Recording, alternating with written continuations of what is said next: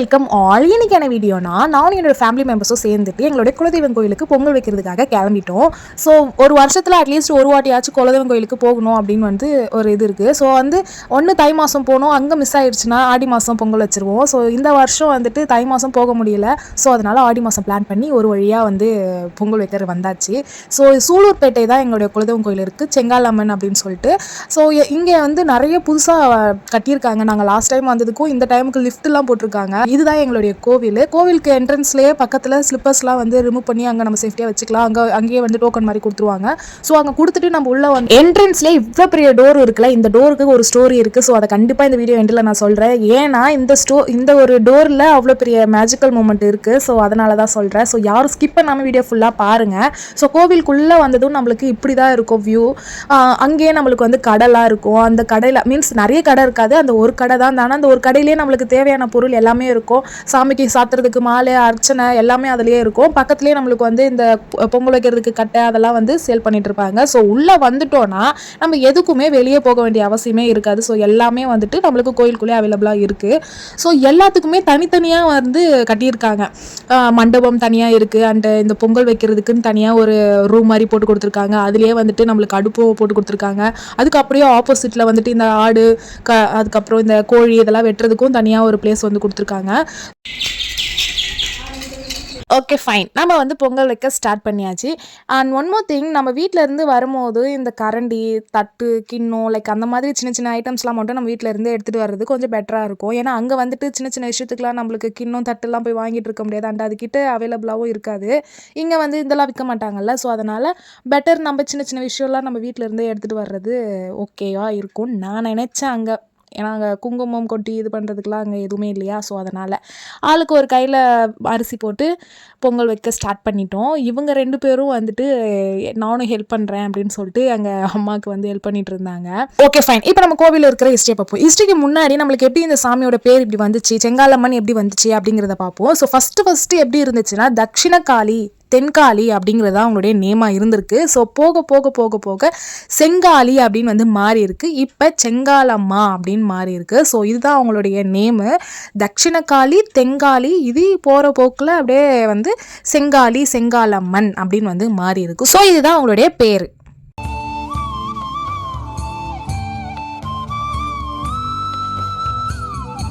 சூலூர்பேட்டை கோவிலுக்கு வந்திருக்கோம், குலதெய்வம் கோவில். கைஸ், நாங்கள் வந்து சக்கரை பொங்கல் வைக்கலாம் தான் வந்தோம், ஆனால் வெண்பொங்கல் ஆயிடுச்சு. அதை செஞ்சவங்க வந்து இவங்க 2 பேரும் தான். கேட்டால் என்னென்னமோ காரணம்லாம் சொல்கிறாங்க. இப்போ என்னம்மா பண்ணுற? மாவு விளக்கு பேசிடுறாங்க.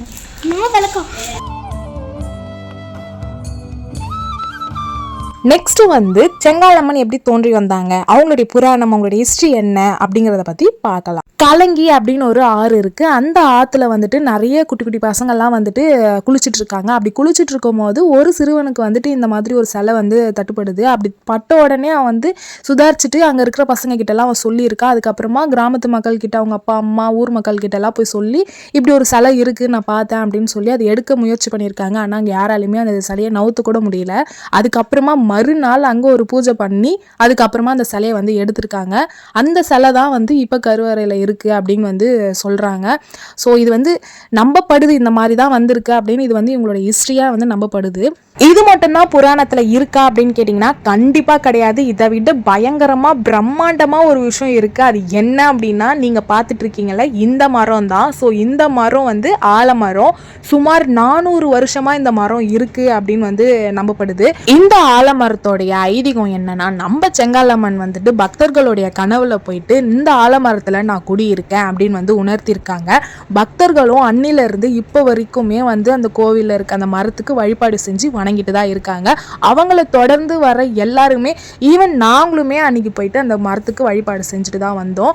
ஸோ அவ்வளோ பெரிய மரம் அது. ஒரு வாட்டி நீங்கள் வந்து அந்த மரத்தை பார்த்தீங்கன்னா பிரமிச்சு போயிடுவீங்க.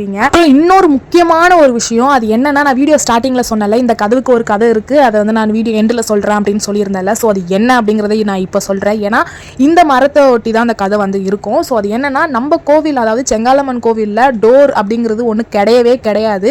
அந்த கோவில் 24 மணி நேரமும் அபிஷேகமும் ஆராதனையும் தீபதூபா எல்லாமே அவங்க கண்டினியூஸாக பண்ணிகிட்டே தான் இருப்பாங்க. இந்த டைமுக்கு நடை சாத்துவாங்க, இந்த டைமுக்கு வந்து நடை திறப்பாங்க அப்படிங்கிறது அந்த கோவிலில் கிடையவே கிடையாது. ஸோ அதுதான் வந்துட்டு இந்த கோவிலோட மிகப்பெரிய ஒரு ஸ்பெஷலான ஒரு விஷயம். எப்போ போனீங்கனாலுமே இந்த கோவிலில் நீங்கள் வணங்கிட்டு வரலாம். அந்த மாதிரி ஒரு ஸ்பெஷலிஸ்ட் இருக்குது. ஸோ அந்த மரத்துக்கு, அதாவது மரம்லாம் வந்து வெட்டி எடுத்துகிட்டு வந்து வச்சுருக்காங்க இந்த மாதிரி கதவு செய்யணும் அப்படிங்கிறதுக்காக. அப்போ வந்து அவங்களால கதவு வந்து செய்ய முடியலை. ஏன் அப்படின்னு கேட்டிங்கன்னா, அந்த கோவிலில் வந்து திறந்தபடி தான் இருக்கணும் அப்படிங்கிறது அந்த சாமியோட விருப்பம். அதனால் அந்த கோவிலில் வந்து டோர் வந்து வைக்க முடியல. அதுக்கப்புறமா வந்துட்டு அந்த கட்டிங்கெல்லாம் எடுத்துகிட்டு போய் ஓரமாக வச்சுருக்காங்க.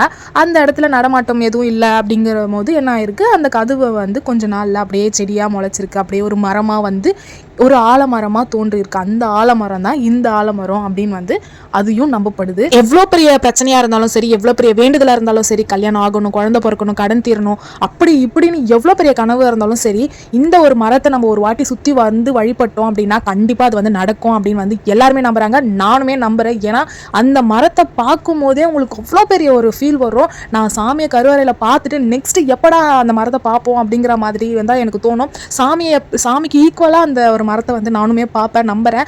அண்ட் நீங்களுமே அதை அந்த ஒரு வாட்டி நீங்கள் அந்த கோவிலை வந்து விசிட் பண்ணிங்கன்னா உங்களுக்கும் அந்த ஃபீல் வந்து கண்டிப்பாக வரும். ஏன்னா அவ்வளோ பிரம்மாண்டமாக இருக்கும் அந்த கோவிலில் இருக்க அந்த மரமும் சரி, அந்த கோவிலில் இருக்கிற அட்மாஸ்பியர் எல்லாமே பயங்கரமாக இருக்கும்.